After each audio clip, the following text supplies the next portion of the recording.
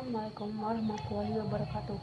Perkenalkan, nama saya Izal Yuni dari Pendidikan Luar Sekolah Universitas Negeri Padang.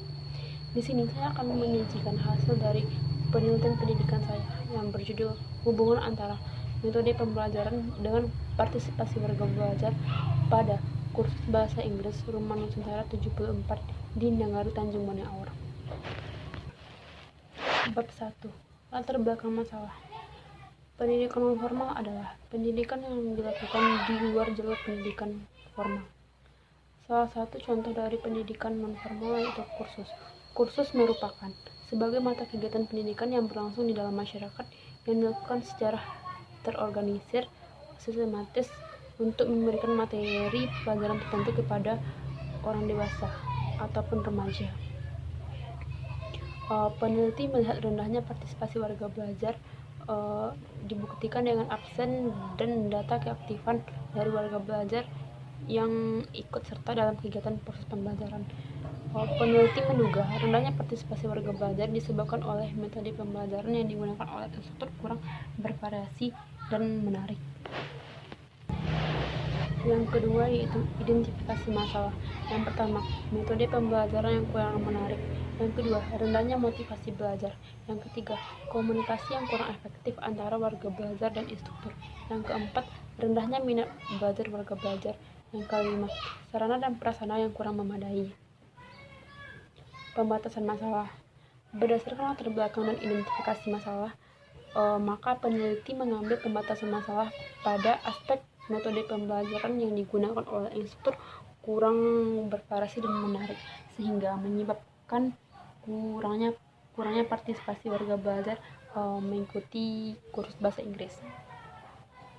Yang kedua, rumusan masalah. Bagaimana metode pembelajaran pada kursus bahasa Inggris Rumah Nusantara 74? Yang kedua, bagaimana partisipasi warga belajar kursus bahasa Inggris Rumah Nusantara 74? Yang ketiga, bagaimana hubungan antara metode pembelajaran dengan partisipasi warga belajar pada kursus bahasa Inggris Rumah Nusantara 74? Tujuan penelitian. Yang pertama, untuk melihat metode pembelajaran pada kursus bahasa Inggris Rumah Nusantara 74. Yang kedua, untuk melihat partisipasi warga belajar kursus bahasa Inggris Rumah Nusantara 74. Yang ketiga, untuk melihat hubungan antara metode pembelajaran dengan partisipasi warga belajar pada kursus bahasa Inggris Rumah Nusantara 74. Manfaat penelitian. Yang pertama, manfaat teori. Untuk menambah referensi pendidikan luar sekolah dalam rangka meningkatkan pengetahuan dan tentang gambaran strategi mengajar instruktur terhadap hasil belajar. Yang kedua, manfaat secara praktis. Yang pertama, bagi penulis sebagai sumbangan pikiran terhadap jurusan. Yang kedua, sebagai masukan bagi lembaga yang menyelenggarakan kursus bahasa Inggris. Definisi operasional. Yang pertama, metode pembelajaran merupakan suatu alat yang digunakan oleh instruktur untuk mencapai tujuan pembelajaran dan untuk menyampaikan materi atau pembelajaran agar tujuan tercapai. Yang kedua, partisipasi warga belajar. Partisipasi warga belajar berarti keikutsertaan warga belajar dalam suatu kegiatan yang ditunjukkan dalam pelakuan fisik maupun psikisnya. Bab 2 yaitu landasan teori. Yang pertama, kajian pustaka.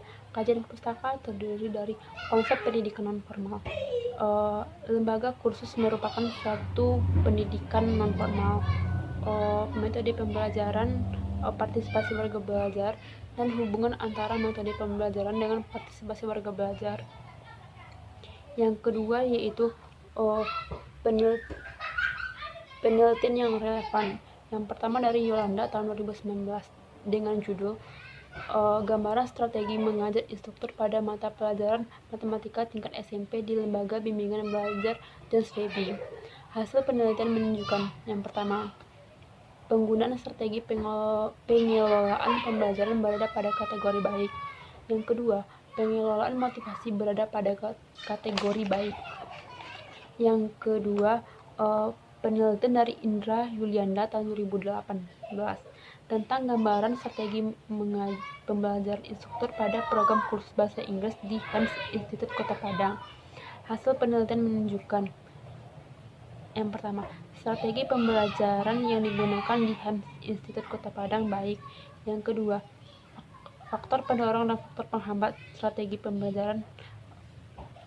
Yang ketiga, skripsi dari Effendi Cecilia Karina tahun 2014 dengan judul Strategi Pengelolaan Pembelajaran oleh Tutor pada Keterampilan Jahit Tindas Program Desa Vokasi didorong Omnibus Binaan SKB 50 Kota. Hasil penelitian menyimpulkan, yang pertama, gambaran penggunaan strategi pembelajaran berada pada kategori baik. Yang kedua, pencatatan kemajuan belajar berada pada kategori baik. Yang ketiga, sedangkan motivasi yang diberikan tutor kepada peserta didik berada dalam kategori baik. Kerangka berpikir. Metode pembelajaran yang digunakan instruktur merupakan variabel X dan partisipasi warga belajar merupakan variabel Y. Dari kerangka berpikir terlihat bahwa penggunaan metode pembelajaran oleh tutor berhubungan dengan partisipasi warga belajar yang mengikuti kursus bahasa Inggris. Bab 3. Metodologi penelitian. Yang pertama, jenis penelitian.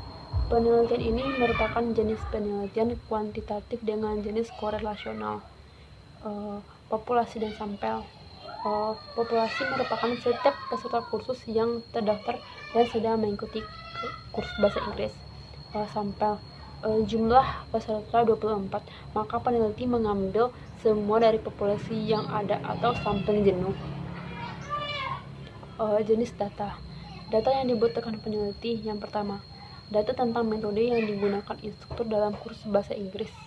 Yang kedua, data tentang partisipasi warga belajar yang mengikuti kursus bahasa Inggris. Sumber data. Sumber data adalah objek dari mana data diperoleh.